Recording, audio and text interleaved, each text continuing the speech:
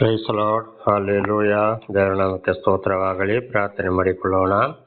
ಸರ್ವ ಸೃಷ್ಟಿಕರ್ತನಾದ ತಂದೆಯ ದೇವರೇ, ಮಗನ ದೇವರೇ, ಪರಿಶುದ್ಧಾತ್ಮನೇ, ನಿಮ್ಮ ನಾಮಕ್ಕೆ ಸ್ತೋತ್ರ ಸ್ವಾಮಿ. ಈ ದಿವಸವು ಈ ಸಮಯವು ಕೂಡ ನಿಮ್ಮಿಂದ ನೇಮಕವಾದಂತಹ ದಿವಸ ಸಮಯವಾಗಿದೆ. ಅದಕ್ಕಾಗಿ ಸ್ತೋತ್ರ. ಈ ದಿವಸದ ಸಂದೇಶದ ಭಾಗವನ್ನು ಕೂಡ ಹೇರಳವಾಗಿ ಆಶೀರ್ವದಿಸಿರಿ. ಇದನ್ನು ಕೇಳುತ್ತಿರುವ ನನ್ನ ಸಹೋದರರು ಕೂಡ ಚೆನ್ನಾಗಿ ಕೇಳಿ ಅರ್ಥ ಮಾಡಿಕೊಂಡು ನಿಮ್ಮ ವಾಕ್ಯಕ್ಕೆ ವಿಧೇಯರಾಗಿ ಜೀವಿಸಲು ಬೇಕಾದಂತಹ ವಿಶೇಷವಾದ ಜ್ಞಾನವನ್ನು ಅವರಿಗೆ ಅನುಗ್ರಹಿಸಿರಿ. ಹಾಗೆ ಅವರ ಮಕ್ಕಳನ್ನು ಅದೇ ಮಾರ್ಗದಲ್ಲಿ ಅವರು ನಡೆದು ಅವರೆಲ್ಲರೂ ನಿಮ್ಮ ಚಿತ್ತಾನುಸಾರ ಇತರರಿಗೆ ಸಾಕ್ಷಿಗಳಾಗುವಂತೆ ಮಾರ್ಪಡಿಸಿರಿ. ಹಾಗೆ ಮಾಡುವುದಕ್ಕಾಗಿ ಸ್ತೋತ್ರ. ನಿಮ್ಮ ಪ್ರೀತಿ ಸಾಹಿಲ್ಲದೆ ಯಾರು ಏನು ಮಾಡಲು ಏನು ಆಗಲು ಸಾಧ್ಯವಿಲ್ಲ. ನಿಮ್ಮ ಪವಿತ್ರ ಆತ್ಮರ ಮೂಲಕ ನಡೆಸುವುದಕ್ಕಾಗಿಯೂ ನಿಮಗೆ ಸ್ತೋತ್ರ. ನಿಮ್ಮೆಲ್ಲ ಉಪಕರಣಗಳಿಗಾಗಿ ಕೃತಜ್ಞತಾ ವಂದನೆಗಳು. ಯೇಸುವಿನ ನಾಮದಲ್ಲಿ ಪ್ರಾರ್ಥಿಸಿದ್ದೇನೆ ನಮ್ಮ ತಂದೆ. ಆಮೇನ್, ಆಮೇನ್, ಆಮೇನ್. ಇದನ್ನು ಕೇಳುತ್ತಿರುವ ನನ್ನ ಸಹೋದರಿ, ನಿಮಗೂ ನನ್ನ ಹೃದಯಪೂರ್ವಕವಾದಂಥ ನಮಸ್ಕಾರಗಳು. ಈ ದಿವಸದ ಸಂದೇಶದ ಭಾಗವು 1 ಸಮುವೇಲ 4:19 1 ಸಮುವೇಲ 4:19 ದೇವರ ನಾಮಕ್ಕೆ ಸ್ತೋತ್ರವಾಗಲಿ. ವಚನದ ಕಡೆಗೆ ಹೋಗೋಣ. 4:19 ನಿನ್ನೆಯಿಂದಲೇ ಮುಂದುವರಿಯುವುದು. ಫೀನೆಹಾಸನ ಹೆಂಡತಿಯಾದ ಅವನ ಸೊಸೆಯು ದಿನ ತುಂಬಿದ ಗರ್ಭಿಣಿಯಾಗಿದ್ದು, ದೇವರ ಮಂಜೂಷವು ಶತ್ರುವಶವಾದುದನ್ನು ಮಾವನು ಗಂಡನು ಹತರಾದುದನ್ನು ಕೇಳಿದೊಡನೆ ಪ್ರಸವ ವೇದನೆಯುಂಟಾಗಿ ಮಗುವನ್ನು ಹೆತ್ತಳು. ದೇವರ ನಾಮಕ್ಕೆ ಸ್ತೋತ್ರವಾಗಲಿ. ನೋಡಿ, ಹೊಪ್ನಿ ಮತ್ತು ಫೀನೆಹಾಸ ಅವರು ಎಲಿಯನ ಮಕ್ಕಳು ಸತ್ತು ಹೋದ್ರು. ಅವನ ಸೊಸೆ ಕೂಡ ಅಲ್ಲಿ ಆಗ ಗರ್ಭಿಣಿ. ಆವಾಗ ಅವರು ಸತ್ತು ಹೋಗಿದ್ದು, 2ನೇ ದೇವರ ಮಂಜೂಷ ಅಂದರೆ 10 ಆಜ್ಞೆಗಳು ಇರುವಂಥ ಕಲ್ಲುಗಳು, ಮಂಜೂಷಗಳು, ಅದು ಶತ್ರುಗಳ ವಶ ಆಯಿತು. ಕೇಳಿ ಅವಳು ಏನಾದರೂ ಅಲ್ಲಿ ಕೇಳಿದೊಡನೆ ಪ್ರಸವ ವೇದನೆಯುಂಟಾಗಿ ಮಗುವನ್ನು ಹೆತ್ತಳು. ಅವಳಿಗೆ ಇನ್ನೂ ತಿಂಗಳಾಗಿರೋದಿಲ್ಲ. ಆಗ ಅಲ್ಲಿ ಏನಾಯಿತು, ಅದಕ್ಕೆ ಮೊದಲು ಅವಳು ಹೆರಿಗೆಯಾದಳು ಈ ಬೇಸರದಿಂದ ಅಂತೇಳಿ. ದೇವರ ನಾಮಕ್ಕೆ ಸ್ತೋತ್ರವಾಗಲಿ. ಹಲ್ಲೆಲೂಯಾ. ನೋಡಿ, ಖಂಡಿತವಾಗಿ ಗಂಡ ಮಾಡಿದಂಥ ಒಂದು ಕೆಲಸಗಳಿಗಾಗಿ ಅವರ ಮಾವ ಮಾಡಿದಂಥ ಒಂದು ದೇವರಿಗೆ ತಪ್ಪಾಗಿ ನಡೆದಿದ್ದ ಕಾರಣ ಅಲ್ಲಿ ಸೊಸೆಯು ಗರ್ಭಿಣಿಯಾಗಿದ್ದು ತಿಂಗಳಾಗೋದಕ್ಕಿಂತ ಮೊದಲ ವೇದನೆಯಿಂದ ಪ್ರಸವ ಏನಾಯಿತು, ಹೆತ್ತಲು ಅಂತ. ಹಾಗೆ ಇದರ ಅರ್ಥವು ಕೂಡ ಇವತ್ತು ಅನೇಕರು ಒಂದೊಂದು ಗರ್ಭಿಣಿ ಹೆಂಗಸರು ಕೂಡ ದಿನ ತುಂಬುವುದಕ್ಕೆ ಮೊದಲು, ತಿಂಗಳು ತುಂಬುವುದಕ್ಕಿಂತ ಮೊದಲು ಏನಾದರೂ ಒಂದೊಂದು ವಿಚಾರದಲ್ಲಿ ಅವರಿಗೆ ಕಷ್ಟಗಳು ಬಂದಾಗ ಬೇಸರದಲ್ಲಿ ಕೂಡ ಅಂತ ಗರ್ಭಿಣಿಯರು ಅಲ್ಲಿ ಹೆರಿಗೆಯಾಗುವ ಸಂದರ್ಭ ಇದೆ ಅಂತ ಇದರ ಅರ್ಥವಾಗಿದೆ. 20ನೇ ವಚನ. ಆಕೆಯು ಸಾಯುವ ಸಮಯದಲ್ಲಿ ಬಳಿಯಲ್ಲಿ ನಿಂತಿದ್ದ ಸ್ತ್ರೀಯರು, ಭಯಪಡಬೇಡ, ಮಗುವನ್ನು ಹೆತ್ತಿದ್ದಿ ಎಂದು ಹೇಳಿದರು. ಆಕೆಯು ಅವರ ಮಾತಿಗೆ ಲಕ್ಷ್ಯ ಕೊಡಲಿಲ್ಲ, ಪ್ರತ್ಯುತ್ತರ ಕೊಡಲಿಲ್ಲ. ಭಯಪಡಬೇಡಪ್ಪ, ನೀನು ಏನೋ ಮಗುವನ್ನು ಹೆತ್ತಿದ್ದೀಯ ನೀನು ಅಂತೇಳಿ ಪಕ್ಕದಲ್ಲಿದ್ದವರು ಹೇಳಿದ್ರು. ಆದರೂ ಅವಳು ಏನು ಮಾಡಿದ್ಲು, ಅದಕ್ಕೆ ಭಯಪಡಲಿಲ್ಲ, ಮಾತಿಗೆ ಬೆಲೆ ಕೊಡಲಿಲ್ಲ. ಕಾರಣ ಗಂಡ ಮತ್ತು ಮಾವ ಸತ್ತು ಹೋದ್ರು. ದೇವರ ಮಂಜೂಷವು ಕೂಡ ಶತ್ರುಗಳ ವಶವಾಯಿತು ಅಂತೇಳಿ ಅವಳು ಒಂದೇ ಒಂದು ಬೇಸರದಲ್ಲಿದ್ಲು. ಆಗ ಅವಳ ಮನಸ್ಸು ಎಲ್ಲಿತ್ತು, ಮಾವನ ಮೇಲೆ, ಗಂಡನ ಮೇಲೆ ಮತ್ತು ದೇವರ ಮಂಜೂಷದ ಮೇಲೆ ಇತ್ತು. ಮಗುವಿನ ಮೇಲೆ ಕೂಡ ಲಕ್ಷ್ಯ ಇರಲಿಲ್ಲ.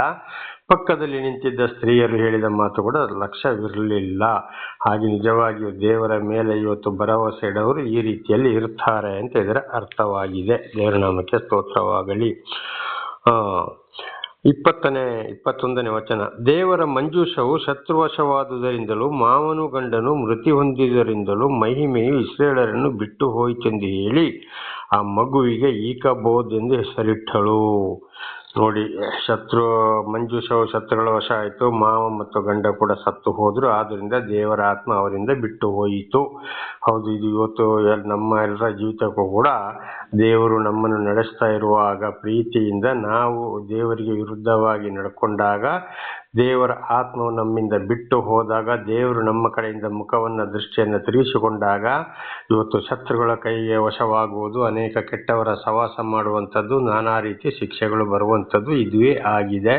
ಇದನ್ನು ಕೂಡ ಹಿಂದಿನಿಂದ ಬಹಳ ಸಲ ನಾವು ತಿಳಿದುಕೊಂಡು ಬಂದಿದ್ದೇವೆ. 22ನೇ ವಚನ. ದೇವರ ಮಂಜೂಷವು ಶತ್ರುವಶವಾದುದರಿಂದಲೇ ಇಸ್ರಾಯೇಲರ ಮಹಿಮೆಯು ಹೋಯಿತೆಂದು ಹೇಳಿದಳು. ನೋಡಿ, ಮತ್ತು ಸ್ತ್ರೀ ಏನು ಹೇಳಿದ್ಲು, ಫೀನೆಹಾಸನ ಸೊಸೆ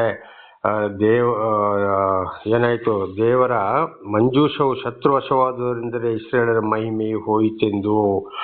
ದೇವರ ಅಂದ್ರೆ ಮಂಜೂಷ 10 ದಶಾಜ್ಞೆಗಳು ಶತ್ರುಗಳ ವಶವಾಯಿತು, ಆದ್ದರಿಂದ ಇಸ್ರೇಲಲ್ಲಿದ್ದ ಮಹಿಮೆ ಹೊರಟು ಹೋಯಿತು.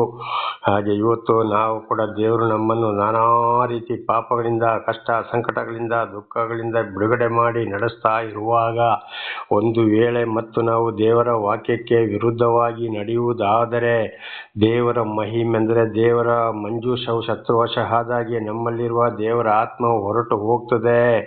ನಾವು ದೇವರು ಏನ್ ಮಾಡ್ತಾರೆ, ನಮ್ಮನ್ನು ಕೆಟ್ಟವರ ಕೈಗೆ, ನಮ್ಮಿಂದ ದುಷ್ಟರ ಕೈಗೆ ನಮ್ಮನ್ನು ಒಪ್ಪಿಸಿ ಬಿಡ್ತಾನೆ. ಆ ಟೈಮಲ್ಲಿ ದೇವರ ಆತ್ಮವು ನಮ್ಮಿಂದ ದೂರ ಹೋಗುವುದರಿಂದ ನಾನಾ ರೀತಿ ಕಷ್ಟ ಸಂಕಟ ದುಃಖಗಳಿಗೆ ಗುರಿಯಾಗುವಂಥದ್ದು ಚೆನ್ನಾಗಿ ಅರ್ಥ ಮಾಡಿಕೊಳ್ಳಬೇಕು. ಅದಕ್ಕೆ ಒಬ್ಬೊಬ್ರು ಹೇಳ್ತಾರೆ, ನಾನು ಪ್ರಾರ್ಥನೆ ಮಾಡಿದ್ರು, ದಾನ ಧರ್ಮ ಮಾಡಿದ್ರು, ಏನೇ ಮಾಡಿದ್ರು ನನ್ನ ಪ್ರಾರ್ಥನೆಗೆ ಉತ್ತರ ಸಿಕ್ಕಲಿಲ್ಲ, ನನಗೇನು ಪ್ರಯೋಜನ ಆಗಲಿಲ್ಲ ಅಂತೇಳಿ. ಆದರೆ ಸಂಪೂರ್ಣವಾಗಿ ದೇವರ ವಾಕ್ಯಕ್ಕೆ ವಿಧೇಯರಾದರೆ ಮಾತ್ರ ದೇವರ ಆಶೀರ್ವಾದ. ಎರಡನೇದಾಗಿ ಇವತ್ತು ಅನೇಕರು ಸುಳ್ಳು ಹೇಳಿ ಜನಗಳನ್ನ ಹಾದಿ ತಪ್ಪಿಸ್ತಾ ಇದ್ದಾರೆ. ಇದನ್ನು ಆಗಾಗ ಬಹಳ ಸಲ ತಿಳ್ಕೊಂಡಿದ್ದೇವೆ, ಲೆಕ್ಕ ಇಲ್ಲದಷ್ಟು ಸಲ. ಆದರೂ ಮತ್ತೊಂದು ಸಲ ದೇವರ ನಾಮದಲ್ಲಿ ಹೆಚ್ಚು ದೇವರು ಆದುಕೊಂಡವರಾದಂಥ ನಿಮಗೆ ನನ್ನ ಮೂಲಕ ದೇವರು ಎಚ್ಚರಿಸ್ತಾ ಇದ್ದಾರೆ. ಖಂಡಿತವಾಗಿ ಸುಳ್ಳು ಬೋಧನೆ, ಆದ್ದರಿಂದ ಸತ್ಯ ಸುವಾರ್ತೆಯನ್ನು ಇದ್ದಿದ್ದನ್ನ ಇದ್ದಾಗೆ ಶಾಪ, ಮರಣ, ಆಶೀರ್ವಾದ ಮತ್ತು ನರಕ ಇದನ್ನು ಯಾರು ತಿಳಿಸ್ತಾ ಹೋಗ್ತಾರೋ ಶಾಪ ಮತ್ತು ಆಶೀರ್ವಾದವನ್ನು ಒಟ್ಟಿಗೆ ಆ ಸತ್ಯ ಸುವಾರ್ತಿಕರ ಮಾತನ್ನು ಕೇಳಿ ಅದರಂತೆ ನಡೆದಾಗ ಮಾತ್ರ ಅಲ್ಲಿ ದೇವರ ಆಶೀರ್ವಾದವು ಸಿಕ್ಕಲು ಸಾಧ್ಯವಾಗಿದೆ. ಒಂದು ವೇಳೆ ಅಂತ ಪ್ರಾಪಂಚಿಕದ ಕಡೆಗೆ ಇರುವಂಥವರ ಮಾತನ್ನು ಕೇಳ್ತಾ ಹೋದರೆ ಖಂಡಿತವಾಗಿ ದೇವರ ಆತ್ಮ ಬಿಟ್ಟು ಹೋಗ್ತದೆ. ದೇವರನ್ನು ತಿಳ್ಕೊಂಡು ಇತರರ ಜೊತೆಲಿ ಸೇರಿ ಈ ಕಡೆ ದೇವರು ಬೇಕು, ಪ್ರಪಂಚ ಬೇಕು, ದೆವ್ವನು ಬೇಕು, ಸೈತಾನು ಬೇಕು ಅಂತ ಹೋದರೆ ಖಂಡಿತವಾಗಿ ದೇವರ ಆತ್ಮ ಅಂತವ್ರಿಂದ ಹೋಗ್ತದೆ. ಅದುವೇ ನಾನಾ ರೀತಿಯ ಕಷ್ಟ ಸಂಕಟ ದುಃಖಗಳಿಗೆ ಕಾರಣ ಆಗಲಿಕ್ಕೆ ಕಾರಣ. ಆದ್ದರಿಂದ ನನ್ನ ಸಹೋದರ ಸಹೋದರಿಯರೇ, ಬಹಳ ಎಚ್ಚರವಾಗಿರಬೇಕು. ಮಕ್ಕಳನ್ನು ಕೂಡ ಅದೇ ಮಾರ್ಗದಲ್ಲಿ ನಡೆಸಬೇಕಾಗಿದೆ. ಈಗ 1 ಸಮುವೇಲ 5ನೇ ಅಧ್ಯಾಯ 1ರಿಂದ 5ರವರೆಗೆ. 1 ಸಮುವೇಲ 5:1-5 ಫಿಲಿಷ್ಟಿಯರು ದೇವರ ಮಂಜೂಷವನ್ನು ಎದೆರ್ಚರಿಂದ ಅಷ್ಟೋರಿನಲ್ಲಿರುವ ದಾಗೋನನ ಗುಡಿಗೆ ಒಯ್ದು ಅಲ್ಲಿ ದಾಗೋನನ ಮಗ್ಗುಳಲ್ಲೇ ಇಟ್ಟರು. ದೇವರ ನಮಗೆ ಸ್ತೋತ್ರವಾಗಲಿ. ನೋಡಿ, ಮಂಜೂಷ 10 ಆಜ್ಞೆಗಳನ್ನು ಅವರು ತೆಗೆದುಕೊಂಡು ಏನು ಮಾಡಿದ್ರು, ಅವರಿಗೆ ಬೇಕಾದವನ ಕೈಯ ಬಳಿಯಲ್ಲಿ, ಅವನ ಮಗ್ಗುಲಲ್ಲಿ, ಅವನ ಹತ್ತಿರ ಅಂದರೆ ಅವನ ಪಕ್ಕ ಒಂದು ದುಷ್ಟವಾಗಿದ್ದ ಇಸ್ರೇಲರಿಗೆ ದೇವರಿಗೆ ಅಲ್ಲಿ ತಗೊಂಡೋಗಿ ಅವನ ಹತ್ರ ಇಟ್ಟರು. ಅಂದರೆ ಇವರ ಒಂದು ಅಧಿಕಾರಿ, ಒಂದು ಲೀಡರ್ ಅವನ ಆಗಿರಬಹುದು. ಹಾಗೆ 3ನೇ ವಚನ 5:3 ಅಷ್ಟೋದಿನವರು ಮರುದಿನ ಬೆಳಿಗ್ಗೆದ್ದು ನೋಡಲಾಗಿ ದಾಗೋನ ವಿಗ್ರಹವು ಯೆಹೋವನ ಮಂಜೂಷದ ಮುಂದೆ ಬೋರಳ ಬಿದ್ದಿರುವುದನ್ನು ಕಂಡು ಅದನ್ನು ಎತ್ತಿ ತಿರುಗಿ ಅದರ ಸ್ಥಳದಲ್ಲಿಟ್ಟರು. ನೋಡಿ, ಅಲ್ಲಿ ವಿರೋಧಿಗಳ ಹತ್ರ ಹೋದ್ರು, ಅಲ್ಲಿ ಒಬ್ಬನ ಬಳಿಯಲ್ಲಿ ಇಟ್ಟರು ಕೂಡ ದೇವರ ಮಂಜೂಷವನ್ನು ಇಟ್ಟರು. ಅಲ್ಲಿ ಅವರ ಒಂದು ವಿಗ್ರಹ ಇತ್ತು, ಸೈತಾನ ಇದ್ದ ಒಂದು ಮೂರ್ತಿ ವಿಗ್ರಹ ಇತ್ತು. ಈ ಮಂಜೂಷದ ಎದುರು ಏನಾಯ್ತು, ಆ ವಿರೋಧಿಗಳ ದೇವರು ಈ ಮಂಜೂಷದ ಮುಂದೆ ಅಲ್ಲಿ ಬಿದ್ದು ಹೋಗಿತ್ತು. ದೇವರ ನಾಮಕ್ಕೆ ಸ್ತೋತ್ರವಾಗಲಿ. ಹಲ್ಲೆಲೂಯಾ. ಹಾಗೆ ಇವತ್ತು ದೇವರ ಒಂದು ಆಜ್ಞೆಯ ಮುಂದೆ, ದೇವರ ಮಾತಿನ ಮುಂದೆ ಯಾವುದು ಈ ಲೋಕದ ಯಾವ ದೇವರುಗಳು ಅಲ್ಲ. ಸರ್ವ ಸೃಷ್ಟಿಕರ್ತನಾದ ದೇವರ ಮುಂದೆ, ಪರಮಾತ್ಮ ಭಗವಂತ ಯೇಸು ಕ್ರಿಸ್ತನ ಮುಂದೆ, ಅಲ್ಲಾಹರ ಮುಂದೆ ಯಾವ ದೇವರುಗಳು ಇಲ್ಲ. ಎಲ್ಲವೂ ನೆಲೆ ಊರಲೇಬೇಕಾಗಿದೆ. ದೇವರ ನಮಗೆ ಸ್ತೋತ್ರವಾಗಲಿ. ಹಾಗೆ ನೋಡಿ, ಆ ವಿಗ್ರಹದಲ್ಲಿ ಯಾರು ಮುಟ್ಲಿಲ್ಲ, ಒಡೆದು ಹಾಕಲಿಲ್ಲ, ಏನಿಲ್ಲ. ದೇವರ ಮಂಜೂಷದ ಮುಂದೆ ಅದು ಬಿದ್ದು ಹೋಯಿತು. ಇದರ ಅರ್ಥ, ಯಾರಲ್ಲಿ ದೇವರ ವಾಕ್ಯ ಇದೆಯೋ, 10 ದಶಾಜ್ಞೆಗಳ ಇವೆಯೋ, ಅವರ ಮುಂದೆ ಸೈತಾನನ ಕಾರ್ಯಗಳು ಏನು ನಡೆಯುವುದಿಲ್ಲ ಎಂಬುದಾಗಿದೆ ಇದರ ಅರ್ಥವಾಗಿದೆ. ದೇವರ ನಮಗೆ ಸ್ತೋತ್ರವಾಗಲಿ. ಆದರೆ ಅವರು ಏನು ಮಾಡಿದ್ರು, ಪುನಃ ಆ ಬಿದ್ದು ಹೋದಂಥ ವಿಗ್ರಹಗಳನ್ನ ಎತ್ತಿ ಅಲ್ಲಿ ಇಟ್ಟರು. ಮುಂದೆ ಏನಾಯಿತು ನೋಡೋಣ. 4ನೇ ವಚನ ಮುಂದಿನ ದಿನ ಬೆಳಿಗ್ಗೆ ನೋಡುವಾಗ ದಾಗೋನನ ತಲೆಯು ಕೈಗಳು ಕಡಿಯಲ್ಪಟ್ಟು ಹೊಸ್ತಲಿನ ಮೇಲೆ ಬಿದ್ದಿದ್ದವು. ನೋಡಿ, ಅಲ್ಲಿ ಕೈ ಕಾಲುಗಳು ಪೂರ್ತಿ ವಿಗ್ರಹಗಳು ತುಂಡು ತುಂಡಾಗಿ ಮಂಜೂಷದ ಮುಂದೆ ಬಿದ್ದಿದ್ದವು. ಆಗ ದೇವರ ಆಜ್ಞೆಯ ಮುಂದೆ, ದೇವರ ಮುಂದೆ ಸೈತಾನನು ಯಾರು ಅಲ್ಲ, ಈ ಲೋಕದ ವಿಷಯಗಳು ಅಂತ ಇದರ ಅರ್ಥ. ಮುಂಡ ಮಾತ್ರ ಯೆಹೋವನ ಮಂಜೂಷದ ಮುಂದೆ ಬಿದ್ದಿತ್ತು. ಇಂದಿನವರೆಗೂ ದಾಗೋನನ ಯಾಜಕನು ಅವನ ಬಳಿಗೆ ಬರುವವರೆಲ್ಲರೂ ಅಷ್ಟೋದಿನ ಗುಡಿಯ ವಸ್ತಿರಲ್ಲಿ ತುಳಿಯದಿರುವುದಕ್ಕೆ ಇದೇ ಕಾರಣ. ನೋಡಿ, ಅವರಿಗೆ ಹೆದರಿಕೆ ಆಯಿತು. ರುಂಡ ಮಾತ್ರ ಮಂಜೂಷದ ಮುಂದೆ ಇತ್ತು, ಕೈಗಳಲ್ಲಿ ಕತ್ತರಿಸಲ್ಪಟ್ಟವು. ಆಗ ಅವರು ಹೆದರಿ ಏನ್ ಮಾಡಿದ್ರು, ಅಲ್ಲಿಗೆ ಬರೋದನ್ನೇ ಬಿಟ್ರು. ಈ ಮಂಜೂಷದ ಮುಂದೆ ನಮ್ಮ ಆಟ ಇಲ್ಲ, ನಮ್ಮ ದೇವರೇ ಈ ರೀತಿ ನಾಶವಾದ್ನಲ್ಲಪ್ಪ ಅಂತೇಳಿ ನಮಗೆ ಸ್ತೋತ್ರ. ಹಾಗೆ ಇವತ್ತು ಅನೇಕರು ಏನ್ ಮಾಡ್ತಾ ಇದ್ದಾರೆ, ದೇವರನ್ನ ಬಿಟ್ಟು ಸೈತಾನ ಬಳಿಗೆ ಹೋದಾಗ ಅದೇ ಗತಿ. ಇವತ್ತು ಕಷ್ಟ, ಸಂಕಟ, ದುಃಖಗಳಿಗೆ ಗುರಿಯಾಗುವಂಥದ್ದು. ದೇವರ ನಾಮಕ್ಕೆ ಸ್ತೋತ್ರ. ಈಗ 6ರಿಂದ 12ರವರೆಗೆ ಓದಿಕೊಳ್ಳೋಣ. ಯೆಹೋವನ ಹಸ್ತವು ಅಷ್ಟೋ ದಿನದವರೆಗೆ ಬಾಧಕವಾಗಿತ್ತು. ಆತನು ಆ ನಗರದಲ್ಲಿಯೂ ಅದರ ಗ್ರಾಮಗಳಲ್ಲಿಯೂ ಗೆಡ್ಡೆ ರೋಗಗಳನ್ನು ಬರಮಾಡಿ ಅವುಗಳನ್ನು ಹಾಳು ಮಾಡಿದನು. ನೋಡಿ, ಆ ವಿಗ್ರಹ ಅವರ ದೇವರಿದ್ರು ಮಂಜೂಷವನ್ನು ಈ ವೈರಿಗಳು ತಗೊಂಡೋಗಿ ಅಲ್ಲಿ ಇಟ್ಟರು. ಆಗ ಏನ್ ಮಾಡಿದ್ರು, ಅಲ್ಲಿ ಗೆಡ್ಡೆ ರೋಗ ಬಂದು ಆ ಇಡೀ ನಗರಗಳನ್ನು, ಗ್ರಾಮಗಳನ್ನು ಕೂಡ ದೇವರು ಏನ್ ಮಾಡಿದ್ರು, ಅಲ್ಲಿ ಕಾಯಿಲೆಯಿಂದ ತುಂಬುವ ಹಾಗೆ ಮಾಡಿದನು. ದೇವರ ನಾಮಕ್ಕೆ ಸ್ತೋತ್ರ. ಹಾಗೆ ಇವತ್ತು ದೇವರ ವಾಕ್ಯಗಳನ್ನ, ದೇವರ ಆಜ್ಞೆಗಳಿಗೆ ಯಾರು ವಿರುದ್ಧವಾಗಿ ಬರ್ತಾರೋ ಆ ಗ್ರಾಮಗಳಲ್ಲಿ, ಆ ಜನಗಳಲ್ಲಿ ನಾನಾ ಥರದ ಕಾಯಿಲೆಗಳು ಉಂಟಾಗ್ತವೆ. ಆ ಕುಟುಂಬ ಸಂಸಾರಗಳಲ್ಲಿಯೂ ನಾನಾ ಥರದ ಕಷ್ಟ ಸಂಕಟಗಳು ಉಂಟಾಗಲಿಕ್ಕೆ ಕಾರಣ ದೇವರಿಗೆ ವಿರುದ್ಧವಾಗಿ ನಡೆಯುವಂಥದ್ದು, ದೇವರ ಮಾತನ್ನ ಅಲ್ಲಗಿಳೆಯಂತಿರುವಂಥದ್ದು. ಹಾಗೆ 7ನೇ ವಚನ. ಅಷ್ಟೋ ದಿನ ಜನರು ಅದನ್ನು ನೋಡಿ, ಇಸ್ರಾಯೇಲ್ ದೇವರ ಮಂಜೂಷವು ನಮ್ಮಲ್ಲಿರಬಾರದು, ಆತನ ಹಸ್ತವು ನಮಗೂ ನಮ್ಮ ದೇವರಾದ ದಾಗೋನನಿಗೂ ಬಾಧಕವಾಗಿದೆ ಎಂದು ಹೇಳಿ ಅಲ್ಲಿ ಏನ್ ಮಾಡಿದ್ರು, ಅಷ್ಟರೊಳಗೆ ಅಯ್ಯೋ ಈ ಮಂಜೂಷ ನಮ್ಮಲ್ಲಿ ಇರಬಾರ್ದಪ್ಪ, ಇದು ನಮ್ಮ ಗ್ರಾಮ ನಗರಗಳಿಗೂ ತೊಂದರೆಯಾಗಿದೆ, ಇದು ನಮ್ಮಲ್ಲಿ ಇರಲೇಬಾರದು ಈ ಮಂಜೂಷ ಅಂತೇಳಿ ಆಗ ಅವರಿಗೆ ಅರ್ಥವಾಯಿತು. ಹಾಗೆ ಇವತ್ತು ದೇವರ ಆಜ್ಞೆಗಳು ಯಾರಲ್ಲಿ ಇವೆಯೋ, ದೇವರು ಯಾರನ್ನು ಆದುಕೊಂಡಿರ್ತಾರೋ, ದೇವರ ಮಾತು ಎಲ್ಲಿದೆಯೋ ಅಲ್ಲಿ ವಿರೋಧಿಗಳ ಕಾಟ ನಡೆಯುವುದಿಲ್ಲ. ಅವರು ಬಹಳ ಕಷ್ಟ ಸಂಕಟ ದುಃಖಗಳನ್ನ ಅನುಭವಿಸಬೇಕಾಗ್ತದೆ. ಇದರ ಅರ್ಥ ಇದು ಕೂಡ ಇವತ್ತು ನನ್ನ ಕಣ್ಣು ಮುಂದೆ ನಡೆದು ಹೋಗಿದೆ, ನಡೆಯುತ್ತಲೇ ಇದೆ, ಇವತ್ತು ಕೂಡ ನಡೆಯುತ್ತಲೇ ಇದೆ. ದೇವರಿಂದ ಆದುಕೊಂಡವರು, ನಾನಾ ರೀತಿಯ ಸಹಾಯವನ್ನ ಪಡೆದವರು, ಯಾರ ಜೀವಿತದಲ್ಲಿ ಅದ್ಭುತ ಕಾರ್ಯಗಳನ್ನ ಮಾಡಿದ್ದಾರೋ ಅವರು ಇದೇ ರೀತಿ ನಡೆದಾಗ ಅವರಲ್ಲಿ ಕೂಡ ಕಷ್ಟ ಸಂಕಟ ದುಃಖ ಒಂದಲ್ಲ ಒಂದು ಬಾಧೆಗಳಿಂದ ಅವರಿಗೆ ಹೊರಬರಲು ಸಾಧ್ಯವಾಗಲಿಲ್ಲ. ಇದು ಇವತ್ತು ಕೂಡ ನಡೆಯುತ್ತಾ ಇದೆ. ದೇವರ ನಾಮಕ್ಕೆ ಸ್ತೋತ್ರವಾಗಲಿ. ಬಾಧಕವಾಗಿದೆ ಎಂದು ಹೇಳಿ ಫಿಲಿಷ್ಟಿಯ ಪ್ರಭುಗಳೆಲ್ಲರನ್ನು ಕೂಡಿಸಿ ಇಸ್ರಾಯೇಲ್ ದೇವರ ಮಂಜೂಷವನ್ನು ಏನು ಮಾಡೋಣ ಎಂದು ಕೇಳುವವರು ಅದನ್ನು ಗತ್ ಊರಿಗೆ ಕಳುಹಿಸಬೇಕೆಂದು ನಿರ್ಣಯಿಸಿದರು. ಅವರು ಹಾಗೆ ಇಸ್ರಾಯೇಲ್ ದೇವರ ಮಂಜೂಷವನ್ನು ಅಲ್ಲಿಗೆ ಕಳುಹಿಸಿದರು. ನೋಡಿ, ಎಲ್ಲಿಂದ ಇಸ್ರಾಯೇಲರ ಕೈಯಿಂದ ಯುದ್ಧ ಮಾಡಿ ವಶಪಡಿಸಿಕೊಂಡ್ರೋ ಮಾತಾಡ್ತಾರೆ, ವಾಪಸ್ ನಾವು ಅಲ್ಲಿಗೆ ಕಳಿಸಿಬಿಡೋಣಪ್ಪ, ನಮಗೆ ಬೇಡ ಅಂತ ಹೇಳಿದ್ರು. ನಮಗೆ ಸ್ತೋತ್ರ. ಹಾಗೆ ಇವತ್ತು ದೇವರ ಆತ್ಮವು ಯಾರಲ್ಲಿ ಇಲ್ಲವೋ, ದೇವರು ಯಾರನ್ನು ಆರಿಸಿಕೊಳ್ಳುವುದಿಲ್ವೋ, ಅಲ್ಲಿ ಒಂದು ವೇಳೆ ದೇವರಿಗೆ ಅವರು ತೊಂದರೆ ಮಾಡಿದ್ರೆ ಬಹಳ ಶಿಕ್ಷೆಯನ್ನು ಅನುಭವಿಸಬೇಕಾಗ್ತದೆ. ಅವರಲ್ಲಿ ದೇವರ ವಾಕ್ಯ ಇರುವುದೇ ಇಲ್ಲ. ದೇವರ ನಾಮಕ್ಕೆ ಸ್ತೋತ್ರವಳಿ ಬಹಳ ಶಿಕ್ಷೆಗೊಳಗಾಗಬೇಕಾಗ್ತದೆ. ಇದು ಇವತ್ತು ಕೂಡ ದೇವರಿಂದ ಯಾರು ಆಯ್ಕೆಯಾಗಿದ್ದಾರೋ, ಯಾರನ್ನು ದೇವರು ಕರೆದಿದ್ದಾರೋ, ಆಗಲೇ ಹೇಳಿದಾಗೆ ಅಥವಾ ಬಹಳ ಸಲ ಹಿಂದೆ ಹೇಳಿದಾಗೆ ದೇವರು ಯಾರ ಜೀವಿತದಲ್ಲಿ ಅದ್ಭುತ ಕಾರ್ಯಗಳನ್ನ ಮಾಡಿದ್ದಾರ ಪರಮಾತ್ಮ ಭಗವಂತನು ಮತ್ತೆ ತಿರುಗಿ ಈ ವಿರೋಧಿಗಳೊಂದಿಗೆ ಹೋದ್ರೆ ಅವರಿಗೆ ಕೂಡ ಬರುವ ಗತಿ ಇದುವೇ. ಇವತ್ತು ಅದುವೇ ನಡೀತಾ ಇದೆ. ಅದಕ್ಕೆ ದೇವರೇ ಕಾರಣರಲ್ಲ, ಅವರವರ ಅಹಂಕಾರ ಹಠ ಗರ್ವಗಳೇ ಕಾರಣ. ಲೋಕದ ಪರಿಸ್ಥಿತಿ ಸೈತಾನನ ಸ್ನೇಹಚಾರ. 9ನೇ ವಚನ. ಮಂಜೂಷವು ಅಲ್ಲಿ ಹೋದ ಮೇಲೆ ಯೆಹೋವನ ಹಸ್ತವು ಆ ಊರಿನವರಿಗೂ ಬಾಧಕವಾದುದರಿಂದ ಅಲ್ಲಿ ದೊಡ್ಡ ಗದ್ದಲವಾಯಿತು. ಯೆಹೋವನು ಊರಿನ ಚಿಕ್ಕವರಲ್ಲಿಯೂ ದೊಡ್ಡವರಲ್ಲಿಯೂ ಗಡ್ಡೆಗಳನ್ನು ಬರಮಾಡಿದನು. ನಮಗೆ ಸ್ತೋತ್ರವಾಗಲಿ. ಅಲ್ಲಿ ನೋಡಿ ಏನಾಯ್ತು, ವಾಪಸ ಮಂಜೂಷವು ಅಲ್ಲಿಗೆ ಹೋದ್ರಿಂದ ದೊಡ್ಡ ಒಂದು ಗದ್ದಲವಾಯಿತು. ಆಗ ಅಲ್ಲಿ ಪುನಃ ದೇವರು ಏನ್ ಮಾಡ್ತಾರೆ, ಚಿಕ್ಕವರಿಂದ ದೊಡ್ಡವರವರೆಗೂ ಅಲ್ಲಿ ಬಹಳ ಕಾಯಿಲೆಗಳನ್ನ ಉಂಟು ಮಾಡ್ತಾನೆ. ಹೋದ ಮೇಲೆಯೂ ಕೂಡ, ಯಾಕೆ ದೇವರಿಗೆ ವಿರುದ್ಧವಾಗಿ ನಡೆಯುವುದರಿಂದ. ಒಂದ್ಸಲ ದೇವರಿಗೆ ಕೋಪ ಬಂತಂದ್ರೆ ಅದು ಶಮನವಾಗಬೇಕಾದ್ರೆ ಬಹಳ ಕಷ್ಟ ಸಂಕಟ ದುಃಖ ಇದೆ. ಅವರು ಬಹಳ ಯಾರು ವಿರುದ್ಧವಾಗಿ ನಡ್ಕೊಂಡ್ರೋ, ಯಾರ ಮೇಲೆ ದೇವರಿಗೆ ಕೋಪ ಬೇಸರ ಬಂತೋ ಅಂಥವ್ರಿಗೆ ಬಹಳ ದೇವರ ಕೋಪವು ಶಮನ ಆಗಬೇಕಾದ್ರೆ ಬಹಳ ಸಮಯ ಬೇಕಾಗ್ತದೆ. ಅಲ್ಲಿಯವರೆಗೆ ಕಷ್ಟ ಸಂಕಟ ದುಃಖಗಳನ್ನು ಅನುಭವಿಸಲೇಬೇಕಾಗ್ತದೆ ಅಂತ ಇದರ ಅರ್ಥ. 10ನೇ ವಚನ.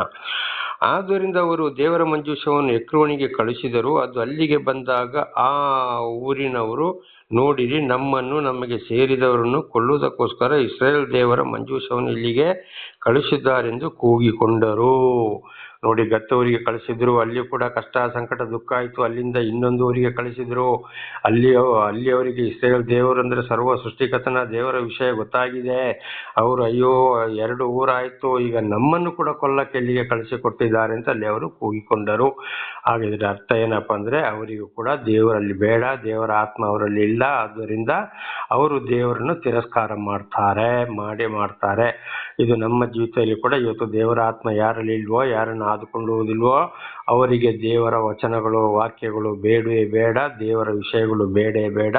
ಅಂಥವರು ದೇವರನ್ನು ತಳ್ಳಿ ಬಿಡೋರಾಗಿದ್ದಾರೆ. ನಮಗೆ ನಮ್ಮ ದೇವರೇ ಸಾಕು ಅಂತೇಳಿ ನಾನಾ ಥರದ ವಿಗ್ರಹಗಳು ಬೊಂಬೆಗಳನ್ನು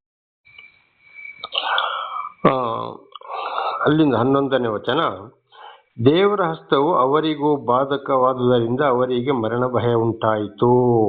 ನೋಡಿ ಅಲ್ಲಿ ಕೂಡ ಅವರಿಗೆ ಏನಾಯಿತು, ಬಾಧಕವಾಯಿತು. ಆಗಿದರ ಕಾರಣ ಏನಂದ್ರೆ ಎಲ್ಲೆಲ್ಲಿ ದೇವರ ಶಕ್ತಿ ದೇವರನ್ನು ಅವರು ತಿಳ್ಕೊಳ್ಬೇಕೋ ಅಲ್ಲೆಲ್ಲ ದೇವರ ವಾಕ್ಯ ಹೋಗ್ತದೆ, ಅಲ್ಲೆಲ್ಲ ಬಹಳ ಕಷ್ಟ ಸಂಕಟಗಳಿಗೆ ಗುರಿಯಾಗ್ತದೆ ಅಂತ ಇದರ ಅರ್ಥ. ಹಾಗೆ ಇವತ್ತು ಬಹಳ ಜನ ಅನ್ಯರಲ್ಲಿಗೆ ಇತರರಲ್ಲಿ ಕೂಡ ದೇವರು ಯಾರನ್ನ ಆದುಕೊಂಡ್ರು ಅವರ ಮುಖಾಂತರ ದೇವರ ವಾಕ್ಯ ಹೇಳ್ತದೆ. ಅಂದ್ರೆ ಯಾಕೆ ಅಂದ್ರೆ ಅವರು ತಿಳ್ಕೊಳ್ಳಿ, ಅವರಿಗೂ ಗೊತ್ತಾಗ್ಲಿ ಅಂತೇಳಿ. ಆಗಲ್ಲಿ ದೇವರ ಆತ್ಮ ಎಲ್ಲಿ ಇಲ್ವೋ ಅವರು ದೇವರ ಮಾತನ್ನು ತಿರಸ್ಕಾರ ಮಾಡ್ತಾರೆ ಅಂತ ಇದರ ಅರ್ಥ. ಇದು ಇವತ್ತು ಕೂಡ ಪ್ರತಿಯೊಂದು ಗ್ರಾಮ ಮನೆಯಲ್ಲಿಯೂ ಕೂಡ ಇದೇ ನಡೀತಾ ಇದೆ. ಅವರು ಫಿಲಿಷ್ಟಿಯರ ಪ್ರಭುಗಳೆಲ್ಲರನ್ನು ಕೂಡಿಸಿ ಅವರಿಗೆ ಇಸ್ರೇಲ್ ದೇವರ ಮಂಜೂಷದಿಂದ ನಮಗೂ ನಮ್ಮ ಜನರಿಗೂ ಮರಣ ಉಂಟಾಗದ ಹಾಗೆ ಅದನ್ನು ಅದರ ಸ್ಥಳಕ್ಕೆ ಕಳುಹಿಸಿಬಿಡಿರಿ ಅಂದರು. ದೇವರ ನಾಮಕ್ಕೆ ಸ್ತೋತ್ರವಾಗಲಿ. ನೋಡಿ 3ನೇ ಊರಿನಾಗ ಏನು ಮಾಡಿದ್ರು, ನಮಗೂ ಯಾರಿಗೂ ತೊಂದರೆ ಆಗದ ಹಾಗೆ ಮೊದಲು ಯಾರ ಹತ್ರ ಇತ್ತು, ಇಸ್ರೇಲರ ಹತ್ರ ಇತ್ತು, ಅವರಲ್ಲಿಗೆ ಅದನ್ನು ಕಳುಹಿಸಿಕೊಡಿ ಅಂತೇಳಿ. ಹಾಗಿದು ಏನಾಗ್ತದೆ ಅಂದರೆ ಇವತ್ತು ಇದು ಕೆಲವರ ಜೀವಿತದಲ್ಲಿ ಕೂಡ ದೇವರ ವಾಕ್ಯ ನಮಗೆ ಬೇಡ, ಅದು ಅವರಿಗೆ ಬೇಕಾಗಿದ್ದು, ಅದು ಅವರ ದೇವರು ನಮ್ಮ ದೇವರಲ್ಲ. ನಮಗೆ ಬಹಳ ಕಷ್ಟ ಸಂಕಟ ದುಃಖಗಳು ಬಂದು ಹೋಗಿದ್ದಾವೆ ಅಂತ ಹೇಳ್ತಾರೆ. ಆಗ ಇದರ ಅರ್ಥ ಅಲ್ಲಿ ದೇವರ ಆತ್ಮ ಇಲ್ಲ, ಆದರೆ ದೇವರ ವಿಷಯವನ್ನು ಅಲ್ಲಿಗೆ ತಿಳಿಸ್ಬೇಕು ಅಂತೇಳಿ ಒಂದೊಂದು ಸಲ ದೇವರ ವಾಕ್ಯವನ್ನ ದೇವರು ಆದುಕೊಂಡವರ ಮುಖಾಂತರ ಕಳುಹಿಸುವವರಾಗಿದ್ದಾರೆ. ಅದುವೇ ಮಂಜೂಷವಾಗಿದೆ, ಅದುವೇ 10 ದಶಾಜ್ಞೆಗಳಾಗಿವೆ. ಯಾರಲ್ಲಿ ದೇವರ ಆತ್ಮ ಇಲ್ವೋ ಅವರು ತಿರಸ್ಕಾರ ಮಾಡ್ತಾರೆ ಅಂತ ಇದರ ಅರ್ಥ. ಸಾಯದೆ ಉಳಿದ ಜನರಿಗೂ ಗಡ್ಡೆ ರೋಗ ಬಂದಿತ್ತು, ಪಟ್ಟಣದ ಗೋಳಾಟವು ಆಕಾಶವನ್ನು ಮುಟ್ಟಿತು. ನೋಡಿ ಒಂದ್ಸಲ ಸತ್ರು, ಆಮೇಲೆ ಬಹಳ ಜನ ಕಡೆಗೂ ಅಲ್ಲಿ ಕಾಯಿಲೆ ನಿವಾರಣೆ ಆಗಲಿಲ್ಲ, ಬಹಳ ಗೋಳಾಟ, ಗೆಡ್ಡೆ ರೋಗ, ಆಕಾಶವು ಮುಟ್ಟಿತು, ಅವರ ಗೋಳಾಟ ಗದ್ದಲ. ಅಯ್ಯೋ ಯಾಕಪ್ಪ ಹೀಗಾಯ್ತು, ದೊಡ್ಡ ದೊಡ್ಡ ಕಾಯಿಲೆಗಳು. ಹಾಗೆ ಇವತ್ತು ದೇವರನ್ನು ತಿಳಿಸಿದರೂ ಯಾರು ತಿರಸ್ಕಾರ ಮಾಡ್ತಾರೋ, ಯಾರು ದೇವರಿಂದ ಆದುಕೊಂಡವರಿಗೆ ದೇವರು ಆದುಕೊಂಡಂತ ಸೇವಕರುಗಳಿಗೆ ತೊಂದರೆ ಮಾಡ್ತಾರೋ ಅಥವಾ ದೇವರ ವಾಕ್ಯಕ್ಕೆ ವಿರುದ್ಧವಾಗಿ ಮಾತನಾಡ್ತಾರೋ ಅಂಥವರ ಬಹಳ ಕಷ್ಟ ಸಂಕಟ ದುಃಖಗಳು ಬಹಳ ಗೋಳಾಡಬೇಕಾಗಿದೆ ಅಂತ ಇದರ ಅರ್ಥ. ಇದು ಇವತ್ತು ಕೂಡ ನಡೆಯುತ್ತಲೇ ಇದೆ. ಬಹಳ ಅರ್ಥ ಮಾಡಿಕೊಳ್ಳಿದರೆ ಜ್ಞಾನ ಬೇಕು. ದೇವರು ವಿಶೇಷವಾದ ಜ್ಞಾನವನ್ನು ಯಾರಿಗೆ ಕೊಟ್ಟಿದ್ದಾರೋ, ಯಾರ ಹೃದಯದಲ್ಲಿಯೂ ಮನಸ್ಸಿನಲ್ಲಿಯೂ 10 ದಶಾಜ್ಞೆಗಳು ದೇವರ ವಾಕ್ಯಗಳು ಅಡಕವಾಗಿದೆಯೋ, ಪ್ರತಿಯೊಂದು ವಿಷಯಕ್ಕೆ ದೇವರ ವಾಕ್ಯವನ್ನೇ ಅನುಸರಿಸಿಕೊಂಡು ಯಾರು ಮಾತನಾಡುತ್ತಾರೋ, ಯಾರು ಜೀವಿಸ್ತಾರೋ ಅಂಥವರಿಗೆ ಮಾತ್ರ ಇದರ ವಿಷಯಗಳು ಗೊತ್ತಾಗ್ತದೆ. ಇಂಥವರಿಗೆ ಈ ರೀತಿ ಕಷ್ಟ ಬಂತು, ಅದಕ್ಕೆ ಬಂದಿರೋದು ಎಂಬುದಾಗಿ ದೇವರ ನಾಮಕ್ಕೆ ಸ್ತೋತ್ರ. ಆದ್ದರಿಂದ ದೇವರ ಆದುಕೊಂಡ ನನ್ನ ಸಹೋದರ ಸಹೋದರಿ, ನಾವು ಬಹಳ ಎಚ್ಚರವಾಗಿರಬೇಕು. ಯಾವುದೇ ಕಾರಣಕ್ಕೂ ದೇವರ ದರ್ಶನವಾದ ಮೇಲೆ ಹಿಂದಿರುಗಿ ಪ್ರಾಪಂಚಿಕ ಕಡೆಗೆ ಅಲಂಕಾರಗಳಿಗೆ ದೇವರ ವಾಕ್ಯಕ್ಕೆ ಮೀರಿ ಹೋಗುವುದಾದರೆ ಖಂಡಿತವಾಗಿಯೂ ನಮಗೆ ಮೀರಿ ಯಾರು ಹೋದ್ರೋ ಅವರಿಗೂ ಶಿಕ್ಷೆ ತಪ್ಪಿದ್ದಲ್ಲ, ಇತರರಿಗೂ ಕೂಡ ಶಿಕ್ಷೆ ತಪ್ಪಿದ್ದಲ್ಲ. ಆದರೆ ಕಷ್ಟ ಸಂಕಟ ದುಃಖಗಳು ಯಾಕೆಂತ ನಮಗೆ ಗೊತ್ತಾಗ್ತದೆ, ಅವರಿಗೆ ಗೊತ್ತಿಲ್ಲ. ಆದ್ದರಿಂದ ಕಷ್ಟ ಬಂದು ಹೋಗ್ತದೆ. ದೇವರ ನಾಮಕ್ಕೆ ಸ್ತೋತ್ರವಾಗಲಿ. ನಾವು ಬಹಳ ಎಚ್ಚರವಾಗಿ ಇರಬೇಕಾಗಿದೆ. ಹಾಗೆ ಈಗ 6ನೇ ಅಧ್ಯಾಯ 1ರಿಂದ ನೋಡಿಕೊಳ್ಳೋಣ. 6ನೇ ಅಧ್ಯಾಯ 1ರಿಂದ 7ನೇ ಅಧ್ಯಾಯ 1ರವರೆಗೆ ಮಂಜೂಷವನ್ನು ವಾಪಸ್ಸು ಕಳುಹಿಸಿದರು ಫಿಲಿಷ್ಟಿಯರು ಅಂತ ದೇವರ ನಾಮಕ್ಕೆ ಸ್ತೋತ್ರ. ಹಾಗೆ ಏನಾಯ್ತು, ಇವರು ಯುದ್ಧದಲ್ಲಿ ಇಸ್ರೇಲರನ್ನು ಸೋಲಿಸಿ ಬಂದರು, ಇಷ್ಟೆಲ್ಲ ಕಷ್ಟ ಸಂಕಟ ದುಃಖಗಳನ್ನು ಅನುಭವಿಸಿದ್ರು. ಹಾಗೆ ಈಗ 1 ಸಮುವೇಲ 6ನೇ ಅಧ್ಯಾಯ 1ರಿಂದ 7ನೇ ಅಧ್ಯಾಯ 1ರವರೆಗೆ ಓದುವಾಗ ಅಲ್ಲಿ ಆ ದೇವರ ಮಂಜೂಷವನ್ನು ಅವರು ವಾಪಸ್ಸು ಇಸ್ರೇಲರಿಗೆ ಕಳುಹಿಸಿದ್ರು. ದೇವರೇ, ಈ ಮಂಜೂಷವು ನಿಮ್ಮಲ್ಲೇ ಇರಲಿ, ನಾವು ನಾನಾ ಥರದ ಕಷ್ಟ ಸಂಕಟ ದುಃಖಗಳಿಗೆ ಗುರಿಯಾಗಿದ್ದೇವೆ, ನಿಮ್ಮಿಂದ ನಾವು ತೆಗೆದುಕೊಂಡು ಬಂದಿದ್ದು ಹೌದು, ತಗೊಳ್ಳಿ ಅಪ್ಪ ಅಂತೇಳಿ ಅವರಿಗೆ ವಹಿಸಿ ಬಿಟ್ಟರು ಆ ಮಂಜೂಷವನ್ನು. ದೇವರ ನಾಮಕ್ಕೆ ಸ್ತೋತ್ರವಾಗಲಿ. ಹಾಲೆಲೂಯ. ಹಾಗೆ ಬಹಳ ಕಷ್ಟ ಸಂಕಟ ದುಃಖಗಳನ್ನು ಅಲ್ಲಿ ಅನುಭವಿಸಿದ್ರು ಅವರು. ಹಾಗೆ ಇವತ್ತು ದೇವರ ಆತ್ಮ ಯಾರಲ್ಲಿ ಇಲ್ವೋ, ಯಾರ ಮನೆಯಲ್ಲಿ ಇಲ್ವೋ, ಅವರು ದೇವರ ವಾಕ್ಯವನ್ನು ತಿರಸ್ಕಾರ ಮಾಡ್ತಾರೆ. ಅವರಿಗೆ ದೇವರ ವಾಕ್ಯಗಳು ಬೇಡವೇ ಬೇಡ. ಹಾಗೆ ಅಂತ ವಿರೋಧಿಗಳು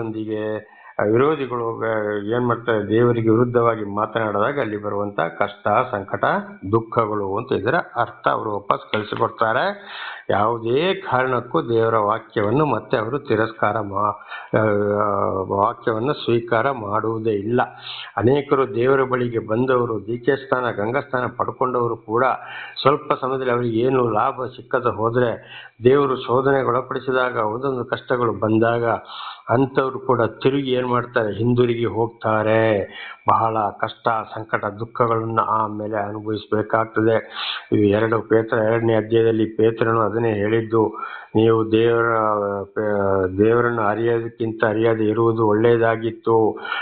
ಮೈ ತೊಳೆದು ಬಿಟ್ಟ ಹಂದಿ ವಾಪಸ್ಸು ಗೊಚ್ಚೆಗೆ ಹೋಯಿತು, ನಾಯಿ ಕಕ್ಕಿದ್ದನ್ನು ನೆಕ್ಕಲು ಹೋಯಿತು ಎಂಬುದಾಗಿ.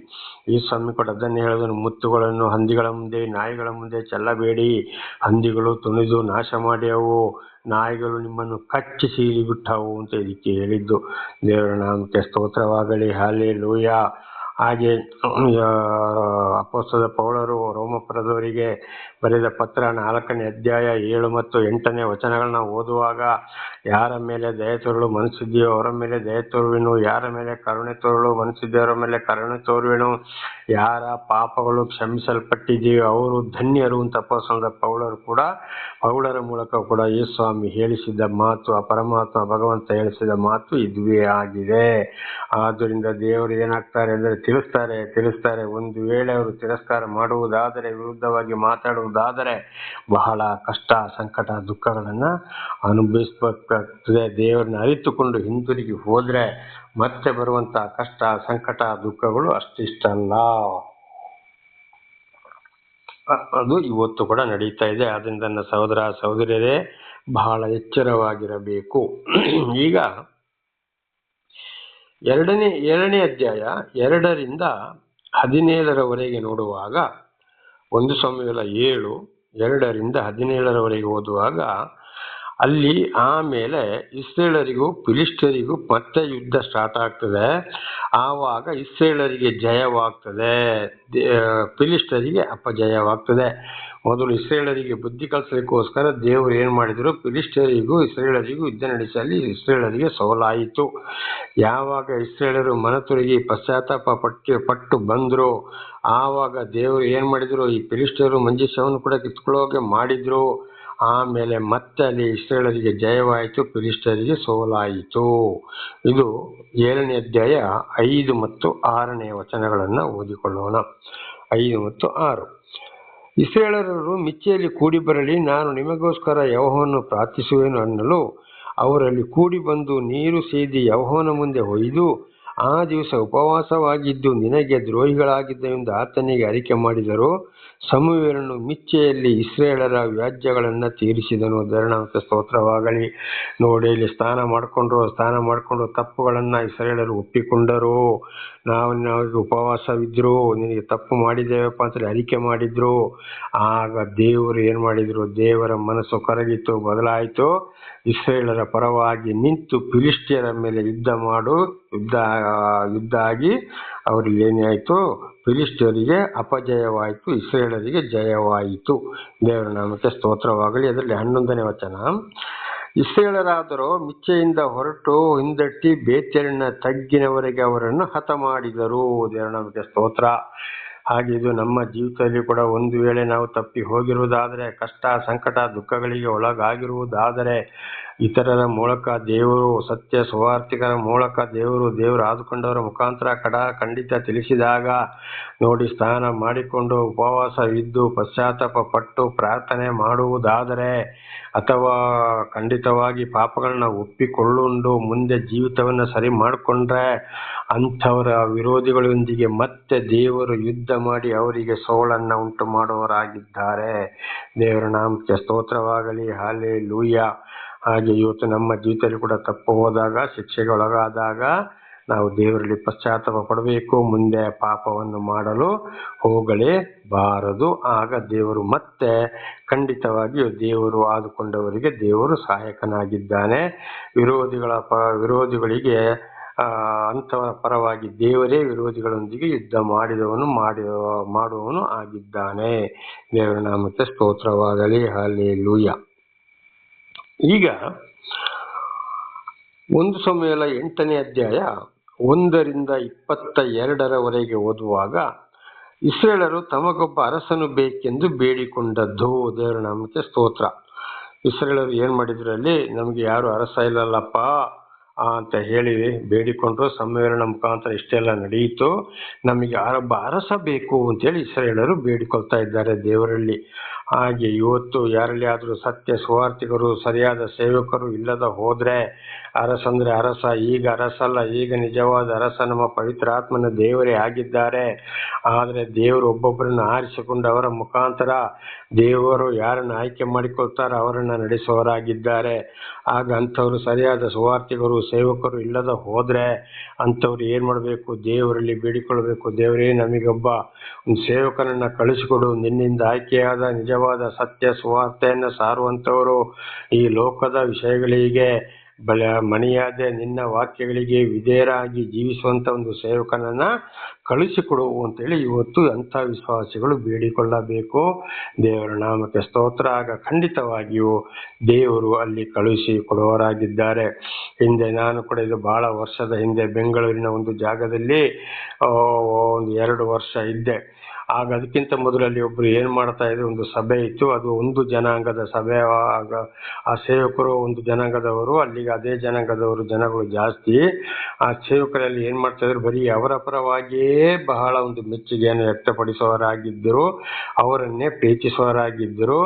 ಇತರ ಕನ್ನಡ ಜನಾಂಗವನ್ನ ಒಂದು ಕಡೆಗಣಿಸ್ತಾ ಇದ್ರು, ಸುಮ್ಮನೆ ನಾಟಕ ಆಡ್ತಾ ಇದ್ರು.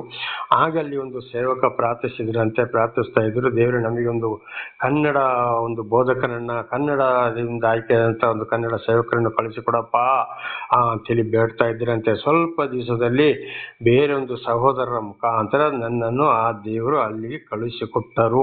ಆಗ ಅವರು ಇದರ ಸಾಕ್ಷಿಯನ್ನ ನುಡಿದರು. ಬ್ರದರ್, ನನಗೆ ಬೇಡ್ತಾ ಇದ್ದೆ, ದೇವರು ನಿಮ್ಮನ್ನು ಕಳಿಸಿಕೊಟ್ರು ಅಂತೇಳಿ. ಅಲ್ಲಿಂದ ಅವರಿಗೂ ಮತ್ತು ಇತರ ಸ್ವಲ್ಪ ಜನರಿಗೂ ದೇವರು ಸತ್ಯ ಸುವಾರ್ತೆಯನ್ನು ನನ್ನ ಮೂಲಕ ತಿಳಿಸ್ತಾ ಬಂದ್ರು. ಏನೆಲ್ಲ ಹೇಳಿದ್ರು ಅದೆಲ್ಲ ನಡೆದು ಹೋಯಿತು. ಇವತ್ತು ಕೂಡ ನಡೀತಲೇ ಇದೆ. ಆದ್ರೆ ದೇವರನ್ನ ಬಿಟ್ಟು ಹೋದ್ರು, ಬಹಳ ಕಷ್ಟ, ಸಂಕಟ, ದುಃಖಗಳನ್ನ ಅನುಭವಿಸಿ ಲಕ್ಷ ನಷ್ಟ ಮಾಡಿಕೊಂಡರು. ತನ್ನ ಹೆಂಡತಿಯ ಮೂಲಕ ಕೂಡ ಸೈತಾನು ಕಾರ್ಯ ಮಾಡ್ದ. ಅವ್ವಳ ಮೂಲಕ ಆದಾಮನನ್ನು ಯಾವ ರೀತಿ ಸೈತಾನು ಕೆಡಿಸಿದ್ನೋ ಹಾಗೆ ಹೆಂಡತಿಯ ಮೂಲಕ ತನ್ನ ಗಂಡನನ್ನು ಕೂಡ, ಆ ಒಂದು ಸಹೋದರನ್ನು ಕೂಡ ಸೈತಾನು ಕೆಡಿಸಿದ. ಬಹಳ ಶಿಕ್ಷೆಯನ್ನ ಅನುಭವಿಸಿದ್ರು. ಕಡೆಗೆ ಅವರ ಜೀವಿತದಲ್ಲಿ ದೇವರು ನನ್ನ ಮುಖಾಂತರ ಏನೇನು ತಿಳಿಸಿದ್ರೋ ಅದು ಎಲ್ಲವೂ ನೆರವೇರಿ ಹೋಯಿತು. ದೇವರ ನಾಮಕ್ಕೆ ಸ್ತೋತ್ರವಾಗಲಿ. ಹಾಗೆ ಇವತ್ತು ಸರಿಯಾಗಿ ಒಂದು ಸತ್ಯ ಸುವಾರ್ತೆಯ ವಾಕ್ಯಗಳು ತಿಳಿಯಲಾರದಂಥ ಪಕ್ಷದಲ್ಲಿ, ಅರಿತುಕೊಳ್ಳಲಾಗದಂಥ ಪಕ್ಷದಲ್ಲಿ ಅದಕ್ಕಾಗಿ ಏನು ಮಾಡಬೇಕು, ಅಂಥವರು ದೇವರಲ್ಲಿ ಬೇಡಿಕೊಳ್ಬೇಕು. ನಮಗೆ ಸರಿಯಾದ ಒಂದು ಸೇವಕರನ್ನ ನೀನು ಕಳಿಸಿಕೊಡಪ್ಪ, ಅವರ ಮುಖಾಂತರ ತಿಳಿಯಪಡಿಸುವಂತ ಬೇಡಿಕೊಂಡಾಗ ದೇವರು ಖಂಡಿತವಾಗಿ ಕಳುಹಿಸಿ ಕೊಡುವವರಾಗಿದ್ದಾರೆ. ಇದೀಗ 17ನೇ ಒಂದು ವಚನವನ್ನ ನಾವು ಓದಿಕೊಳ್ಳೋಣ. 1 ಸಮುವೇಲ 8:17. ಕುರಿಹಿಂಡುಗಳಲ್ಲಿ 10ರಲ್ಲಿ ಭಾಗವನ್ನು ತೆಗೆದುಕೊಳ್ಳುವನು, ನೀವು ಅವರಿಗೆ ದಾಸರಾಗಿರಬೇಕು ಅಂತ ನೋಡಿ. ಏನು ಇಲ್ಲದಂತ ಸೇವಕರುಗಳನ್ನ ದೇವರು ಕಳಿಸಿಕೊಟ್ಟಾಗ ಅವರಿಗೆ ಕುರಿ ಹಿಂಡುಗಳಲ್ಲಿ 10ರಲ್ಲಿ ಪ್ರತಿ ಒಂದು ಒಳ್ಳೆ ಇದು ಹಿಂದೆ ಯಾಜಕಾಕಾಂಡದಲ್ಲಿ ಕೂಡ ನಾವು ಇದನ್ನು ಓದಿದ್ದೇವೆ. ಒಳ್ಳೆ ಒಂದು ಬೆಳೆಯಲ್ಲಿ, ಹೊಲದಲ್ಲಿ ಬೆಳೆದಂತ ಬೆಳೆಯಲ್ಲಿ ಪ್ರಥಮ ಭಾಗ ಒಳ್ಳೆಯದನ್ನ ದೇವರಿಗೆ ಸಮರ್ಪಿಸಬೇಕು ಅಂದ್ರೆ ಅಂತ ಸೇವಕರುಗಳ ಕೈಗೆ ಆಮೇಲೆ ಕುರಿ ಹಿಂಡುಗಳಲ್ಲಿ ಕೂಡ ಮೊದಲು ಹಾಕಿದ ಕುರಿ ಗಂಡು ಕುರಿ ಅದು ಒಂದು ವೇಳೆ ಬೇಡ ಅಂತ ಹೇಳಿದ್ರೆ ಮಾರಿ ಹಣವನ್ನ, ಅದೇ ರೀತಿಲಿ ಒಂದು ಎತ್ತು ಕರುವನ್ನು ಕೂಡ ಪ್ರತಿ ಒಂದನ್ನ ದುಡ್ಡಿನಲ್ಲಿ, ಅಂದ್ರೆ ಇದು ಹೊಲದ ವ್ಯವಸಾಯ ಹೀಗೆ ಪ್ರಥಮ ಫಲ, ಇದು ಕುರಿಗಳಲ್ಲಿ ಹೀಗೆ. ಆಮೇಲೆ ಇವತ್ತು ಹಣದ ವಿಚಾರದಲ್ಲಿ ದುಡಿಯೋರಾದರೆ 10ರಲ್ಲಿ 1 ಭಾಗ ದಶಾಂಶವನ್ನು ಕೂಡ ತಂದು ಅಲ್ಲಿ ಆ ಸೇವಕನಿಗೆ ಕೊಡಬೇಕು ಅಂತ ಇದರ ಅರ್ಥವಾಗಿದೆ. ಆದರೆ ಅದನ್ನು ಬರ್ತಾ ಏನ್ ಮಾಡಿದ್ದಾರೆ, ದೇವರು ಅದನ್ನ ಶಕ್ತಿಗನುಸಾರವಾಗಿ ಅಂತ ಬದಲು ಮಾಡಿದ್ದಾರೆ. ಹಾಗೆ ಅದು ಎಷ್ಟೆಷ್ಟು ಆಗ್ತದೋ ಅಷ್ಟು, ಆದರೆ ಸುಳ್ಳು ಹೇಳಬಾರದು. ದೇವರು ಪ್ರತಿಯೊಂದನ್ನು ನೋಡೋನಾಗಿದ್ದಾನೆ. ಆರ್ಥಿಕ ಪರಿಸ್ಥಿತಿ ಚೆನ್ನಾಗಿದ್ದರೆ 100ಕ್ಕೆ 10 ಅಲ್ಲ, 100ಕ್ಕೆ 11 ಕೊಡು, ಅದರಷ್ಟೇ ಆಶೀರ್ವಾದ ನೀ ಕೊಟ್ಟ ಅಳತೆಯಲ್ಲಿ ನಿನಗೆ ಬರೆಯಲಾಗುವುದು ಎಂಬುದಾಗಿ ಬರೆಯಲ್ಪಟ್ಟಿದೆ. ಮಲಾಕಿ ಗ್ರಂಥದಲ್ಲಿ ಕೂಡ ಇದೇ ವಿಷಯ ಬರೆಯಲಾಗಿದೆ. ಒಂದು ವೇಳೆ ಆದಾಯ ಕಮ್ಮಿ ಕೊಡಕ್ಕಾಗುವುದಿಲ್ಲ ಅಂತಂದ್ರೆ ಆದಷ್ಟು, ಏನೂ ಇಲ್ಲ ಅಂತಾದ್ರೆ ಏನೂ ಇಲ್ಲ, ಅದು ದೇವರಿಗೆ ಗೊತ್ತಿದೆ. ಆದರೆ ಸುಳ್ಳು ಹೇಳಬಾರದು. ದೇವರ ನಾಮಕ್ಕೆ ಸ್ತೋತ್ರವಾಗಲಿ. ಹಾಗೆ ದಶಾಂಶ ಕಾಣಿಕೆಯನ್ನು ಕೂಡ ಅದೇ ಸ್ಥಳಕ್ಕೆ, ಯಾಕಂದ್ರೆ ದೇವರು ಆದಿಕೊಂಡವರಿಗೆ ಅವರಿಗೆ ಯಾವುದೇ ಆಸ್ತಿ ಪಾಸ್ತಿ ಮನೆ ಯಾವುದು ಇರೋದಿಲ್ಲ, ಯಾವುದರ ಮೇಲೆ ಇವರು ಆಸೆ ಪಡೋದಿಲ್ಲ. ಆಗ ಅಲ್ಲಿ ದೇವರು ಆದುಕೊಂಡ ಜನಗಳೇ ಅವರ ಜೀವನದ ಖರ್ಚು ಅಂದ್ರೆ ಬೇಕಾದಾಗ ಆಡಂಬರ ಜೀವನ ಅಲ್ಲ, ತನ್ನನ್ನು ತಾನೇ ತಗ್ಗಿಸಿಕೊಂಡು ಆ ಸೇವಕರುಗಳು ಕೂಡ ಜೀವನ ಮಾಡಬೇಕಾಗಿದೆ. ಆಗ ಅದಕ್ಕೆ ಬೇಕಾದಂತ ಖರ್ಚನ್ನ ಇವರೇ ಕೊಡಬೇಕಾಗಿದೆ ಅಂತ ಇದರ ಅರ್ಥವಾಗಿದೆ. ಇದು ನಾಳೆಗೂ ಮುಂದುವರಿಯುವುದು. ಪ್ರಾರ್ಥನೆ ಮಾಡಿಕೊಳ್ಳೋಣ. ಸರ್ವ ಸೃಷ್ಟಿಕರ್ತನ ತಂದೆಯ ದೇವರೇ, ಮಗನ ದೇವರೇ, ಪರಿಶುದ್ಧಾತ್ಮನೇ, ನಿಮ್ಮ ನಾಮಕ್ಕೆ ಸ್ತೋತ್ರ. ಸ್ವಾಮಿ, ಇವತ್ತು ನೀವೊಂದು ಸಂದೇಶವನ್ನು ನನ್ನ ಸಹೋದರ ಸಹೋದರಿಗೆ ನೀವು ತಿಳಿಸಿದ್ದೀರಿ. ಇದರಲ್ಲಿ ಏನಾದರೂ ತಪ್ಪಿ ಹೋಗಿದ್ದರೆ ಅವರನ್ನು ಕ್ಷಮಿಸಿರಿ. ಪಾಪ ಪರಿಹಾರ ರಕ್ಷಣೆ ನಿಮ್ಮಿಂದಲೇ. ನಿಜವಾದ ದೇವರು ನೀವೇ ಒಬ್ಬರಾಗಿದ್ದೀರಿ ಸ್ವಾಮಿ. ಆದ್ದರಿಂದ ನಿಮ್ಮನ್ನು ಬಿಟ್ಟು ಏನು ಮಾಡಲಾಗದು. ಹಾಗೆ ಮಾಡೋದಕ್ಕಾಗಿ ಸ್ತೋತ್ರ. ನಿಮ್ಮೆಲ್ಲ ಪ್ರೀತಿಗಾಗಿಯೂ ಸ್ತೋತ್ರ. ಯೇಸುವಿನ ನಾಮದಲ್ಲಿ ಪ್ರಾರ್ಥಿಸಿದ್ದೇನೆ ನಮ್ಮ ತಂದೆ, ಆಮೇನ್. ಇದನ್ನು ಕೇಳುತ್ತಿರುವ ನನ್ನ ಸಹೋದರ ಸಹೋದರಿ, ನಿಮಗೂ ನನ್ನ ಧನ್ಯವಾದಗಳು. ದೇವರು ನಿಮ್ಮನ್ನು ನಿಮ್ಮ ಮಕ್ಕಳನ್ನು ಹೇರಳವಾಗಿ ಆಶೀರ್ವದಿಸಲಿ.